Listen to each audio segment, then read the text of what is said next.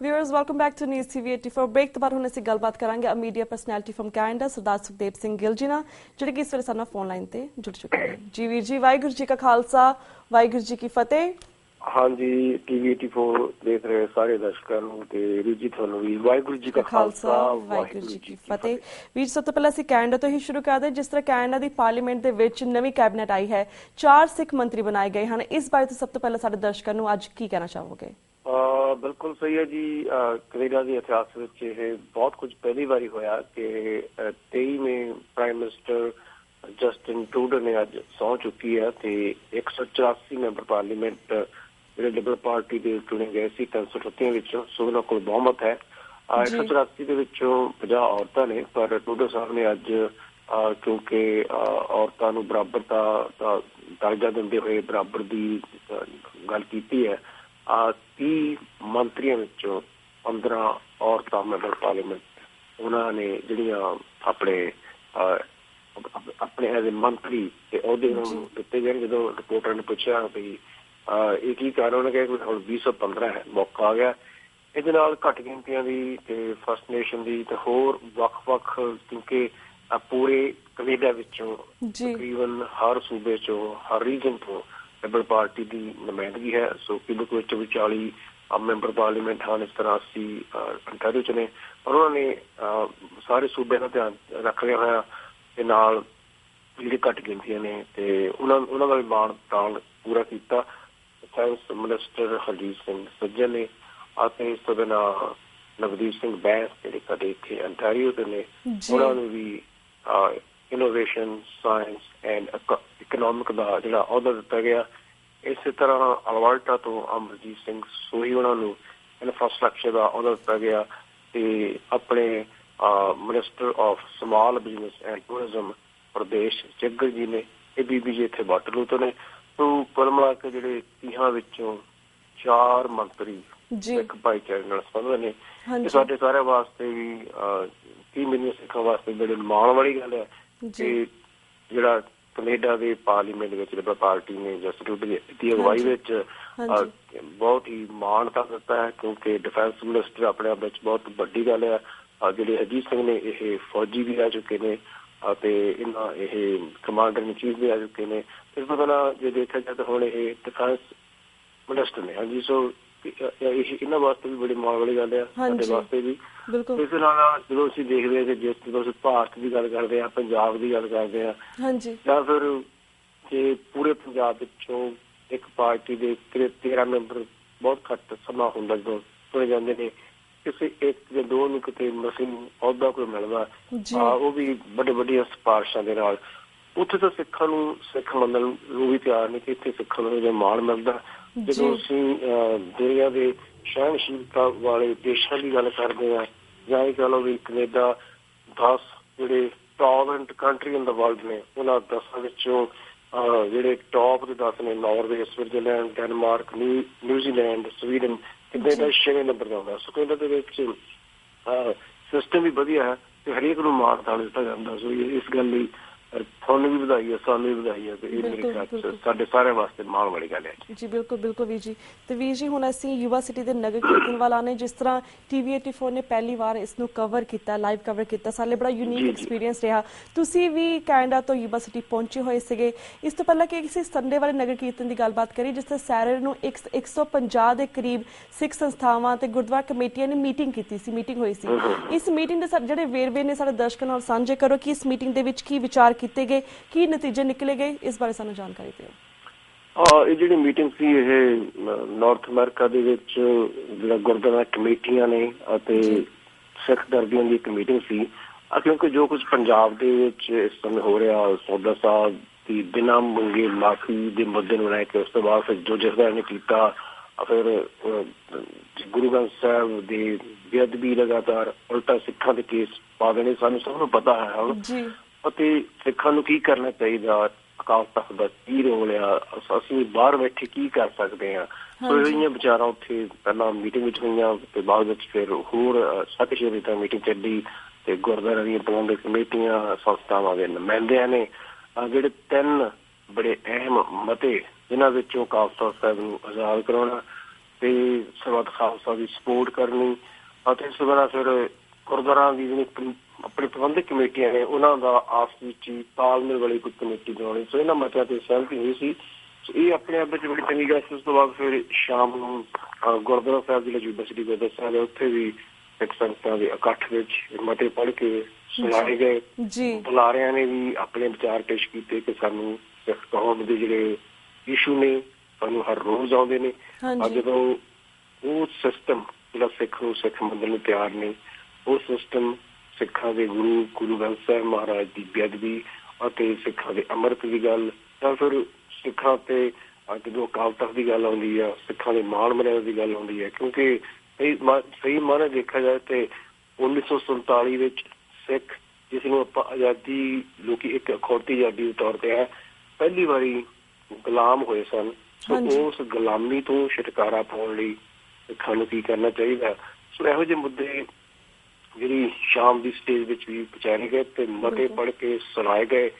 ਇਹਨਾਂ ਮਤਿਆਂ ਦੀ ਜਿਹੜੀ ਪ੍ਰਵਾਨਗੀ ਆ ਹੱਥ ਖੜੀ ਕਰਕੇ ਸੰਗਤਾਂ ਦਿੱਤੀ ਹੈ। ਇਹ ਆਪਣੇ ਵਿੱਚ ਇੱਕ ਇਤਿਹਾਸਕ ਗੱਲ ਸੀ। ਇਹ ਮੇਰੇ ਖਿਆਲ ਚ ਬੜੀ ਚੰਗੀ ਗੱਲ ਹੈ। ਬਾਕੀ ਜੇ ਆਪਾਂ ਸ਼ਾਮ ਵਾਲੇ ਪ੍ਰੋਗਰਾਮ ਦੀ ਗੱਲ ਕਰੀਏ ਤੇ ਉਸ ਤਰ੍ਹਾਂ ਨਗਰ ਕੀਰਤਨ ਦੀ ਗੱਲ ਕਰੀਏ, ਇੱਕ ਚੰਗੀ ਗੱਲ ਹੈ ਜਦੋਂ ਆਪਾਂ ਪਹਿਲਾਂ ਮੀਡੀਆ ਤੋਂ ਗੱਲ ਕਰ ਲਈਏ ਕਿ TV 84 ਨੇ ਜਿਹੜੀ ਕਵਰੇਜ ਕੀਤੀ ਹੈ ਉਹਦੇ ਰਾਹੀਂ ਜਿਹੜੇ ਉੱਥੇ ਨਹੀਂ ਸਨ ਉਹਨਾਂ ਨੂੰ ਵੀ ਪਤਾ ਲੱਗਦਾ। ਸਿੱਖ ਸੰਗਤਾਂ ਘਰ ਬੈਠ ਕੇ ਸਿੱਖਾਂ ਦੇ ਉਸ ਮਹਾਨ ਨਗਰ ਕੀਰਤਨ ਦੇ ਦਰਸ਼ਨ ਹੀ ਨਹੀਂ ਕਰਦੀਆਂ, ਪਰ ਜੋ ਮੁੱਦੇ ਉੱਥੇ ਵਿਚਾਰੇ ਗਏ ਨੇ, ਜੇ ਆਪਾਂ ਦੇਖੀਏ ਕਿ ਆਮ ਤੌਰ ਤੇ ਜਿਹੜਾ ਬਹੁਤਾ ਮੀਡੀਆ ਹੈ ਜਦੋਂ ਖਾਲਿਸਤਾਨ ਵਾਲਾ ਸਬੂਤ ਜਾਂ ਫਿਰ ਬਈ ਸਰਬੱਤ ਖਾਲਸਾ ਗੱਜੇਗਾ, ਬਾਦਲ ਲਾਣਾ ਭੱਜੇਗਾ ਗੱਲ ਚੱਲਦੀ ਹੈ, ਫਿਰ ਜਿਹੜੇ ਦੂਜਾ ਮੀਡੀਆ ਆ ਉਹਨੂੰ ਕਈ ਵਾਰੀ ਕਵਰ ਕਰਨ ਤੋਂ ਬਹੁਤ ਗੁਰੇਜ਼ ਕਰਦਾ ਕਿ ਕਿਤੇ ਜਿਹੜੀ ਸਹੀ ਗੱਲ ਹੈ ਲੋਕਾਂ ਦੇ ਸਾਹਮਣੇ ਨਾ ਆ ਜਾਏ। ਸੋ ਜਿਹੜਾ ਨਗਰ ਕੀਰਤਨ ਹੈ ਜਾਂ ਜਿਹੜਾ ਮੀਡੀਆ ਦਾ ਰੋਲ ਹੈ ਮੇਰੇ ਖਿਆਲ ਵੀ ਚੰਗਾ ਸੀ। ਤੇ ਕੁੱਲ ਮਿਲਾ ਕੇ ਮੈਨੂੰ ਵੀ ਪਹਿਲੀ ਵਾਰੀ ਜਾਣ ਦਾ ਮੌਕਾ ਮਿਲਿਆ ਕਿਉਂਕਿ ਸਾਡੇ ਇੱਥੇ ਟੋਰਾਂਟੋ ਵੀ ਵੱਡੇ ਨਗਰ ਕੀਰਤਨ ਹੁੰਦੇ ਨੇ, ਸਰੀ BC ਚ ਹੁੰਦੇ ਨੇ, ਇੱਥੇ ਨਿਊਯਾਰਕ ਵੀ ਹੋਰ ਵੱਡੇ ਸ਼ਹਿਰਾਂ ਚ ਹੁੰਦੇ ਨੇ, ਪਰ ਉੱਥੇ ਮੇਰੇ ਖਿਆਲ ਚ ਜਿਹੜੀ ਵਿਲੱਖਣਤਾ ਵਾਲੀ ਗੱਲ ਇਹ ਸੀ ਕਿ ਯੂਬਾ ਸਿਟੀ ਜਿਹੜਾ ਇੱਕ ਫਾਰਮ ਲੈਂਡ ਦੇ ਵਿੱਚ ਛੋਟਾ ਜਿਹਾ ਇੱਕ ਸ਼ਹਿਰ ਹੈ ਜਿੱਥੇ ਆਲੇ ਦੁਆਲੇ ਖੇਤ ਨੇ, ਫਾਰਮ ਹੈ, ਤੇ ਉਸ ਫਾਰਮ ਲੈਂਡ ਦੇ ਵਿੱਚ ਸ਼ਹਿਰ ਦੀ ਆਬਾਦੀ ਨਾਲੋਂ ਵੀ ਮੇਰੇ ਖਿਆਲ ਚ ਵੱਧ ਲੋਕੀ ਉੱਥੇ ਗਏ ਹੋਏ ਸਨ। 1.25 ਲੱਖ ਦਾ ਕਰੀਬ ਸਿੱਖ ਸੰਗਤਾਂ ਦਾ ਇਕੱਠ, ਤੇ ਉਸ ਇਕੱਠ ਦੇ ਵਿੱਚ ਇੱਕ ਪੇਂਡੂ ਮਾਹੌਲ ਵੀ ਸੀ।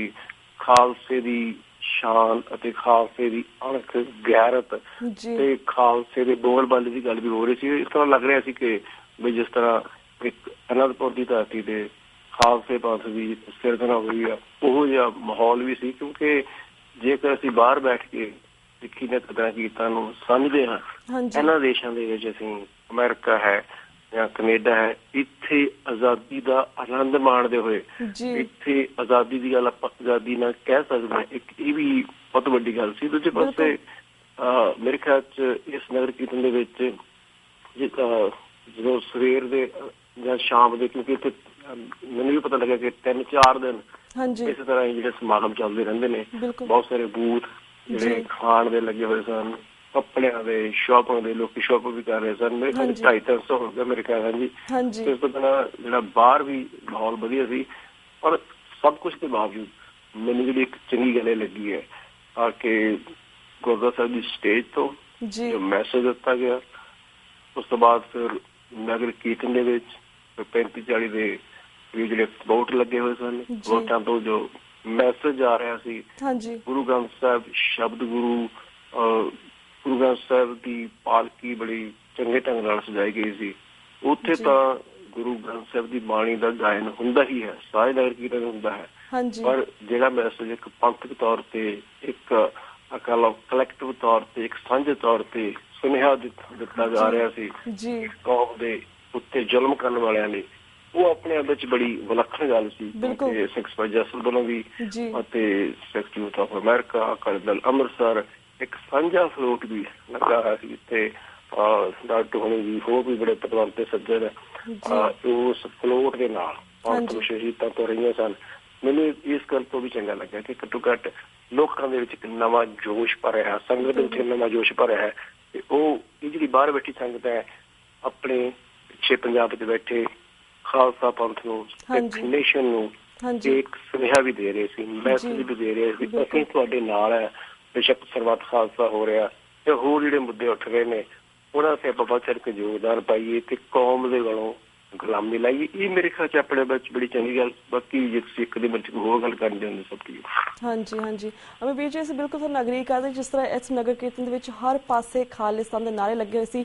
ਆਈ ਨੋ ਕਾਫੀ ਸਾਰੇ TV ਚੈਨਲਸ ਨੇ ਇਸਨੂੰ ਕਵਰ ਨਹੀਂ ਕੀਤਾ, ਪਰ ਐਕਸੈਪਟ TV 84 ਨੇ ਪੂਰੀ ਪਰੇਡ ਨੂੰ ਕਵਰ ਕੀਤਾ, ਪੂਰੇ ਨਗਰ ਕੀਰਤਨ ਕਵਰ ਕੀਤਾ, ਖਾਲਿਸਤਾਨ ਦੇ ਫਲੋਟਸ ਨੂੰ ਵੀ ਕਵਰ ਕੀਤਾ। ਬੇਸਿਕਲੀ ਜਿਹੜੇ ਹੋਰ TV ਚੈਨਲ ਸੀ ਇਹਨਾਂ ਨੇ ਨਹੀਂ ਕਵਰ ਕੀਤਾ। ਸੋ ਆਉਣ ਵਾਲੇ ਸਮੇਂ ਦੇ ਵਿੱਚ, ਆਉਣ ਵਾਲੇ ਦਿਨਾਂ ਦੇ ਵਿੱਚ ਵੀ ਅਸੀਂ ਪੂਰੀ ਪਰੇਡ ਆਪਣੀ TV 84 ਦੇ ਦਰਸ਼ਕਾਂ ਨੂੰ ਦੁਬਾਰਾ ਤੋਂ ਦਿਖਾਵਾਂਗੇ। ਪਰ ਵੀਰ ਜੀ, ਇਸ ਤਰ੍ਹਾਂ ਇੱਕ ਪਾਸੇ ਨਾ ਉਤਸ਼ਾਹ ਸੀ ਅਮਰੀਕਾ ਦੀ ਧਰਤੀ ਦੇ ਵਿੱਚ, ਕੈਲੀਫੋਰਨੀਆ ਧਰਤੀ ਦੇ ਯੂਨੀਵਰਸਿਟੀ ਦੇ ਵਿੱਚ ਅਸੀਂ ਇੰਨੇ ਵੱਡੇ ਪੱਧਰ ਤੇ ਪਰੇਡ ਕੀਤੀ ਹੈ, ਗੁਰੂ ਗੱਦੀ ਦਿਵਸ ਮਨਾਇਆ ਹੈ। ਪਰ ਜਿਸ ਦੂਸਰੇ ਪਾਸੇ ਅੱਜ ਫਿਰ ਪੰਜਾਬ ਦੇ ਵਿੱਚ ਖਬਰ ਆਈ ਕਿ ਮਲਕੇ ਪਿੰਡ ਦੇ ਵਿੱਚ ਫਿਰ ਤੋਂ ਗੁਰੂ ਗ੍ਰੰਥ ਸਾਹਿਬ ਜੀ ਦੀ ਬੇਅਦਬੀ ਹੋਈ ਹੈ। ਇਸ ਸਭ ਨੂੰ ਤੁਸੀਂ ਕਿਵੇਂ ਵੇਖਦੇ ਹੋ, ਕੀ ਕਹਿਣਾ ਚਾਹੋਗੇ ਇਸ ਬਾਰੇ? ਅਮਰੀਕਾ 'ਚ ਹੁਣ ਇਹ ਤੋਂ ਵੱਡਾ ਜ਼ੁਲਮ ਹੋਰ ਉਹ ਕਰ ਨਹੀਂ ਸਕਦੇ, ਪਰ ਉਹ ਆਪਣੇ ਵੱਲੋਂ ਹੋ ਰਹੀਆਂ ਜ਼ੁਲਮ ਦੀਆਂ ਇੱਕ ਤੋਂ ਬਾਅਦ ਦੂਜਾ ਜ਼ੁਲਮ ਤੇ ਇੱਕ ਤੋਂ ਬਾਅਦ ਹੋਰ ਵਧੀਕੀ, ਹੋਰ ਆਪਣੇ ਬੇਅਦਬੀ, ਬਰਬਾਦੀ, ਜਾਂ ਉਹ ਇਹ ਸੋਚਦੇ ਨੇ ਕਿ ਅਸੀਂ ਕਰੀ ਜਾਵਾਂਗੇ।